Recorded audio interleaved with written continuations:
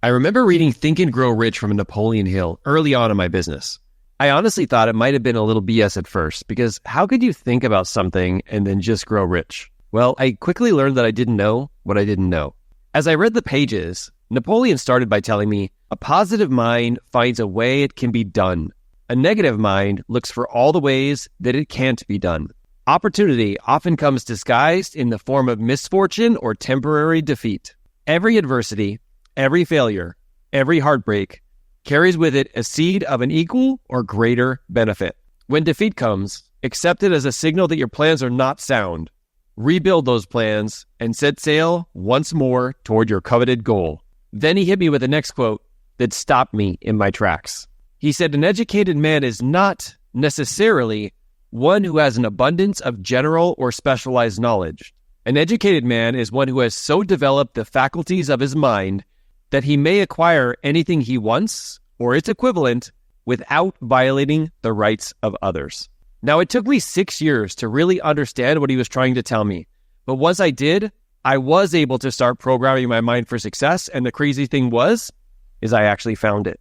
Now, today, I want to share what I learned over the last 6 years and how I implemented it into my life to start programming my mind for success in business, but also with my family and health. If you're ready to do that with us, let's go.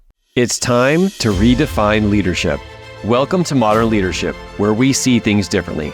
Our channel is all about empowering entrepreneurs like you to achieve the next level of success in business and life. We believe that you can create a massive impact in the world without compromising your personal life or family time to do so. We're committed to providing you with actionable tips and strategies weekly to make that possible. So if you're ready to become a modern leader and make a lasting difference in the world, consider subscribing.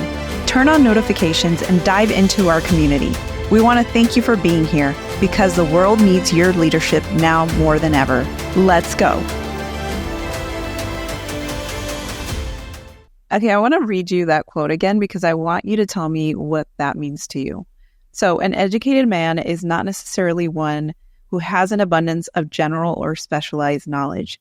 An educated man is one who has so developed the faculties of his mind that he may acquire anything he wants or its equivalent without violating the rights of others. Okay, so the first piece of this, I want to actually identify faculty, because that was the first thing that I did, is like faculties of your mind. I was like, what does he even mean? Faculties is an inherent mental or physical power. It's basically like a power that you can generate in your brain to, like he said, think and grow rich. Now, what this means to me is that it doesn't matter how much skills or how much knowledge you have, but it's how great a power you have over your mind to get yourself not only to take the actions that you want to take, but to actually believe that what you're going to do is going to create those results. And when you can tap into that, it's not just about the skills or the knowledge, because a lot of people have skills and knowledge, but there's something that comes with that level of belief that gets you to go out there and manifest and create that in the world. Okay, so I have a question for you now. Now, how do you interpret Napoleon Hill's definition of an educated man in the context of modern leadership when we talk about like business and family success? Okay, so obviously we want to say educated person because we're in modern times, right? Mm-hmm. But I think what he's saying here is that it's not just about the knowledge, right? Knowledge isn't necessarily power. Knowledge without action isn't power, right? What he's saying is that it doesn't matter how much you know, it's what you do with that knowledge that counts. Yeah, I kind of feel like this is one of those areas where I was struggling with, because I was on the search for all the knowledge and the skills that I possibly could. I was reading every book. I was taking every single course. I was like investing so much in myself, but the one thing that I wasn't investing in is my brain and how to get it to actually not only get myself to believe what it is that I'm doing, but to get me to be able to create things in my life that I really wanted to create, because my mind was actually keeping me back from taking action. Okay, so once you realize that it's not just about knowing what to do, it's about actually applying that knowledge, can you share like a personal story of how this actually worked out for you and helped you actually achieve a significant goal? Yeah, early on, like I was struggling with making sales, for example. And what I was doing is, because I didn't have control over my mind, whether or not people said they wanted to join me, didn't want to join me, it was too much money, it was too much time, I would make that thing mean something about me. And so my brain was being used against me. What I was able to do to actually get better at sales was to remove myself from the equation. And I just started to think about, this is a huge science experiment. Like, what if this was just a science experiment? And I was like, hey, I tried this and it didn't work. Let me try this other thing. And what it did is help me use like the scientific method to go out and to find a way of communicating, a way of selling, a way to get people to want what it is that I had to sell. And their response no longer had any meaning in terms of, I'm not good enough to do this, or I must suck at this, or this must be something that I should never do. I was able to eliminate that. Instead, I was thinking about it like a science experiment. And the quicker that I failed, the quicker that I found the right solution. And by doing that, I was able to find a way to make more sales and really control not only my brain and the thoughts that it was telling me, but not making other people's responses mean something about me. So I want to hear from you. Like, what are some mindset shifts or practices that have helped you to develop the faculties of your mind? I think it was realizing that what I was thinking about, I was actually going to manifest. So what do you mean by that?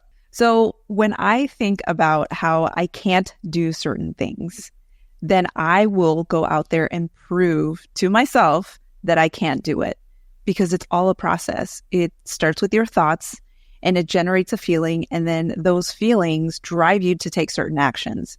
And whatever those actions are, that's what you manifest. So if I'm constantly thinking that I can't do something, then that is what I'm going to manifest. I mean, that's literally what he talks about in his book.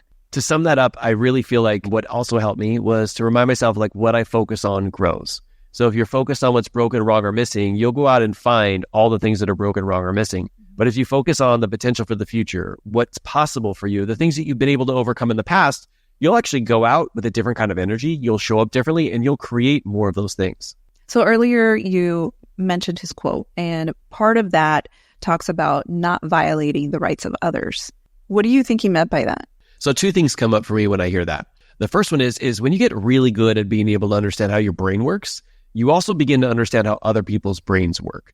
And one of the things we have to do is we have to be very cautious of what we do with that, because we don't want to get into the convincing game. We just want to get into the process of being able to help other people achieve their goals. So I really feel like he's talking about don't use this against other people, and also don't use it against yourself.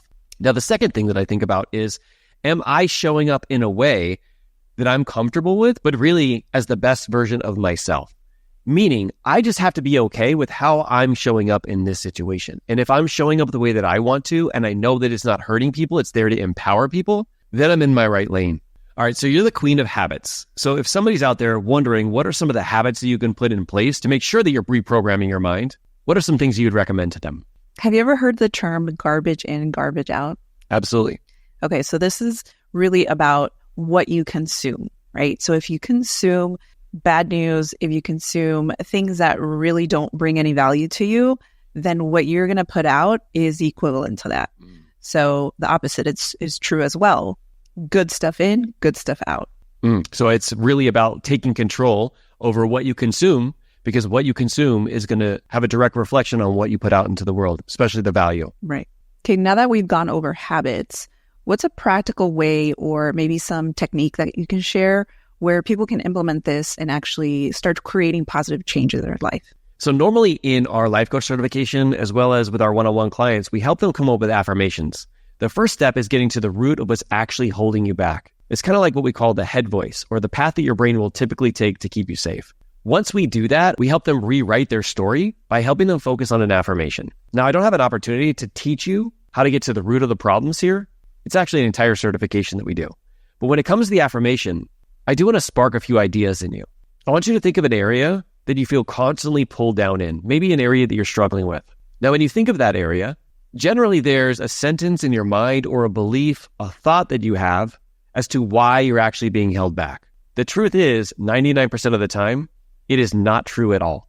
It's just currently what we believe. But if I were to ask you, when you think about your goal in this area, why actually achieving that goal is important and meaningful to you, to your family, and to the world, it will create an entirely different sentence in your mind of what you are fighting for. And when you can focus your mind and attention on what you're here to do, how you're here to help, and the impact that this is going to make, you will go out with a different kind of energy than you would if you were just leaning into your head voice. So what advice would you give leaders on developing their mind's faculties so that they can actually achieve what they want? So we kind of talked about this a little bit earlier, but the people you surround yourself are the most critical and important. Obviously, reading Napoleon Hill's book was that stepping stone for me. And then from there, I decided to learn more skill, but not just more skill, the implementation of that skill. So it had to do with me being willing to lean in and learn a new skill, and making sure that I surround myself with other people to make sure that I took the action who also had similar values and goals that I did, so that I wasn't weighed down with the rest of the world.